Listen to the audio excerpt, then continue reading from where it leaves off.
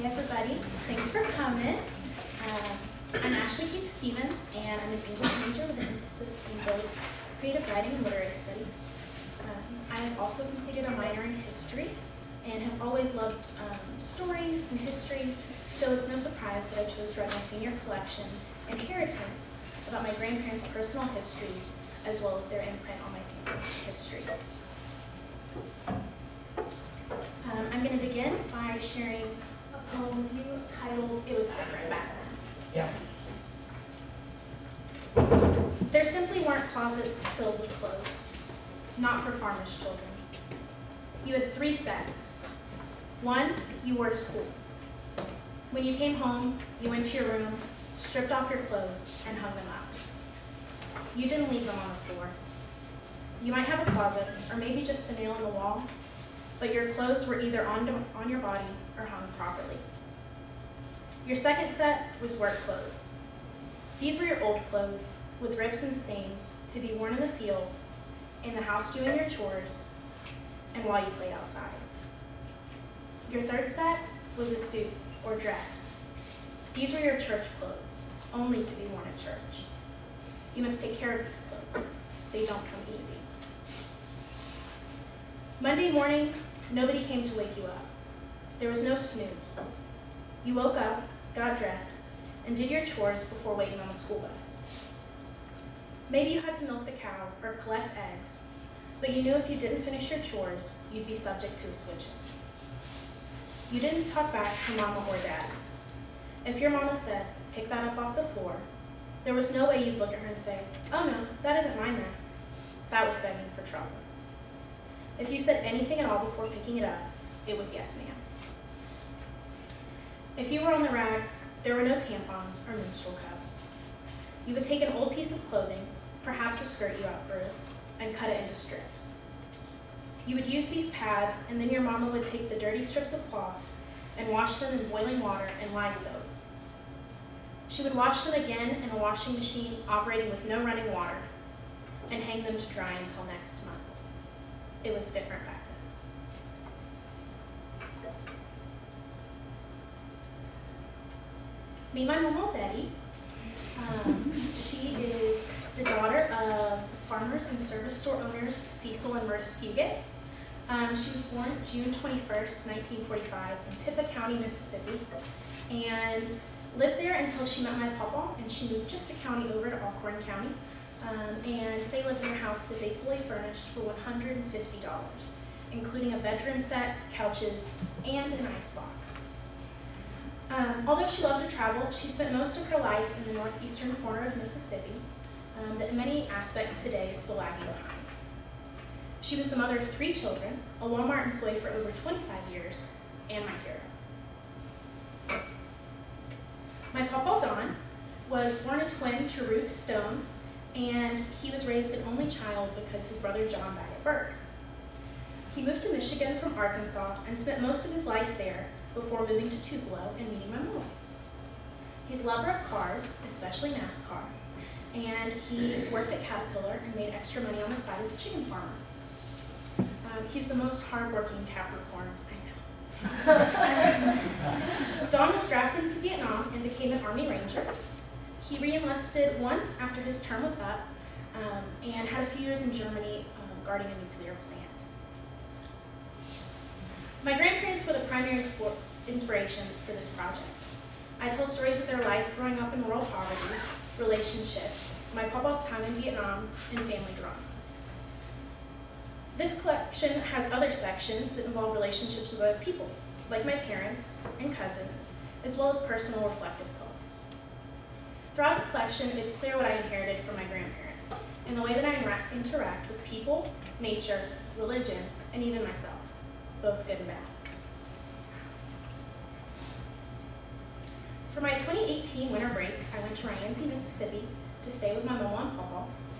I rejoiced in the lack of cell phone signal and Wi-Fi, and spent my days watching The Price is Right and listening to stories about family members I had never met. I recorded these interviews and conversations and reflected on them in my nightly journal entries. I'm really thankful for the time that this project gave me to spend with my grandparents. As I spent summers with them growing up, but there was something different about sitting down as an adult and truly soaking in their stories.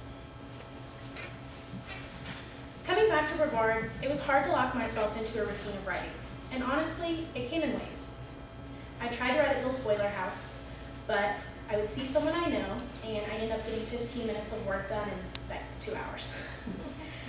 Then I would move to the study rooms in the library, and the fluorescent lights would eventually give me a headache, and so I had to move off campus.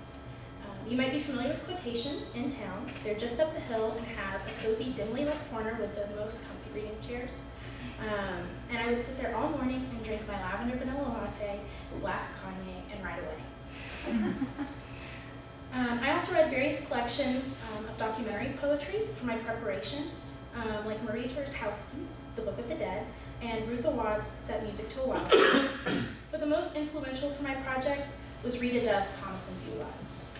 This collection tells the story of her grandparents from each of their perspectives, so I'm sure you can see the parallels. Dove's collection taught me a lot about voice, how to capture someone else's life authentically, and to write a persona poem. This project enabled me to have a better understanding of why my grandparents are who they are, and it was phenomenal to connect with them on a new level. Many of the stories in Inheritance capture what true unconditional love is. I would like to conclude my presentation by reading a few more poems to you guys. The first one titled More Weight.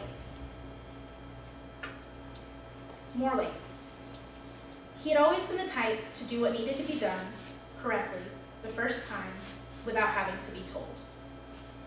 Don wore the structure in Army training like an old favorite coat, but the hot summers in Arkansas and the chill of Michigan could not prepare him for the jungles of Vietnam. On watch duty with his buddy from Basic, he sat back to back at the edge of camp, watching, waiting. All of the sleeping soldiers relied on these men to protect them from an ambush. Having a constant eye on all sides was imperative to survival, so aside from the occasional whisper, both sat rigid, focusing on the edges of the jungle. Don felt the man fall slack against his back and turned to see his companion in the dirt with his throat slit open. A Viet Cong stood over him in plain dress and a bamboo hat low over his face. His gun pointed on the figure.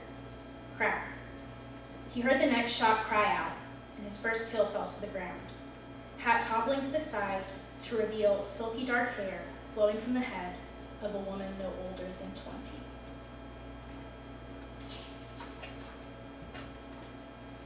The next one is titled Mumbai. Don doesn't say I love you on the phone. Not that he would ever call to chat. When business has been discussed, he'll start with, well, I'll let you go, before ending with, bye. The hum of hesitation translates to making sure I can navigate the remote each visit, sneaking me spending money, the alluring spice of his aftershave, every plaid button-down Wrangler shirt held up with a belt and suspenders, all the times he broke his Nutter Butter in half or shared his sugar-coated orange slices with me. The hum is cornbread crumbled under white soup beans. It is the hug before I drive hundreds of miles to say, I love you, baby girl. Be safe.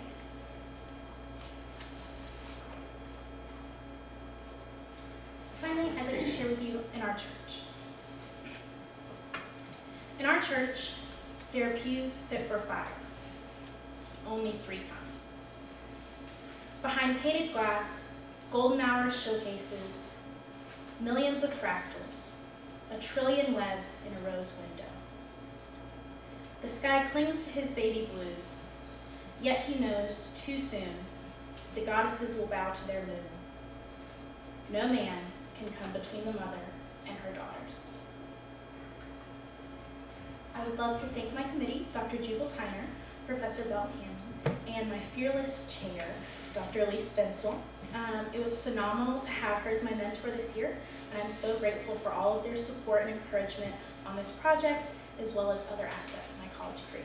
Thank you so much.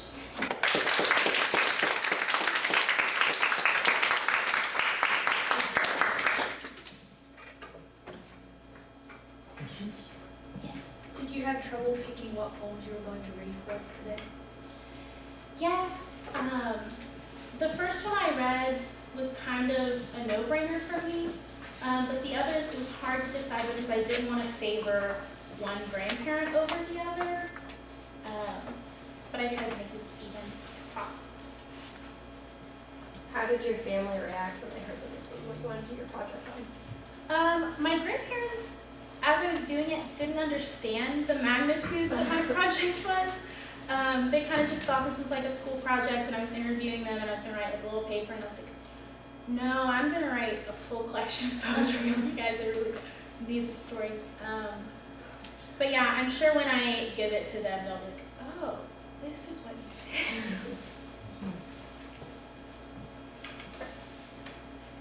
Did you learn something that you had never, in your discussions, that you'd never really heard about, that really helped you understand them or that?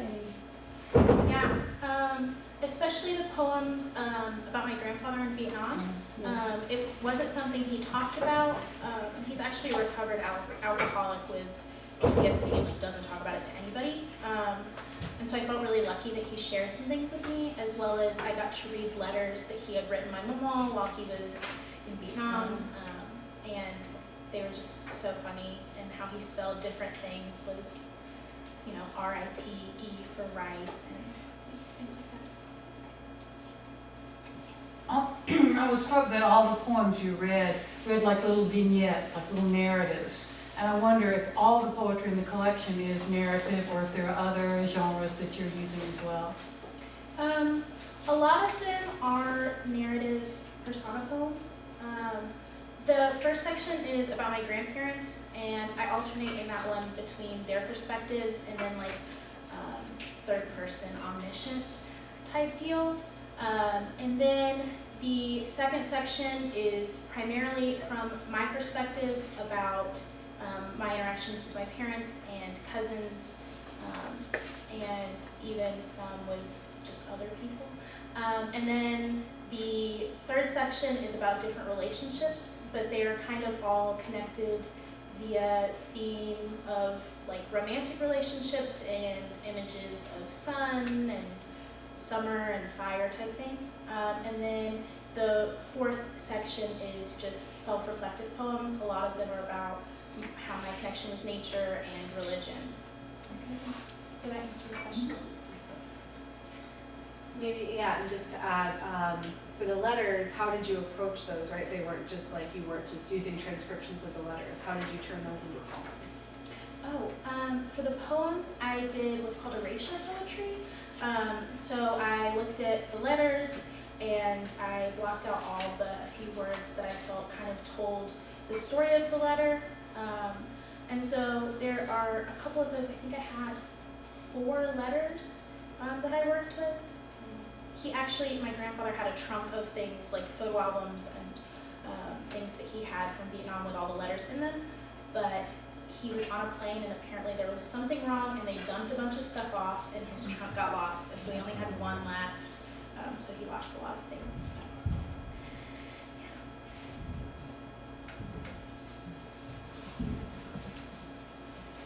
Thank you guys.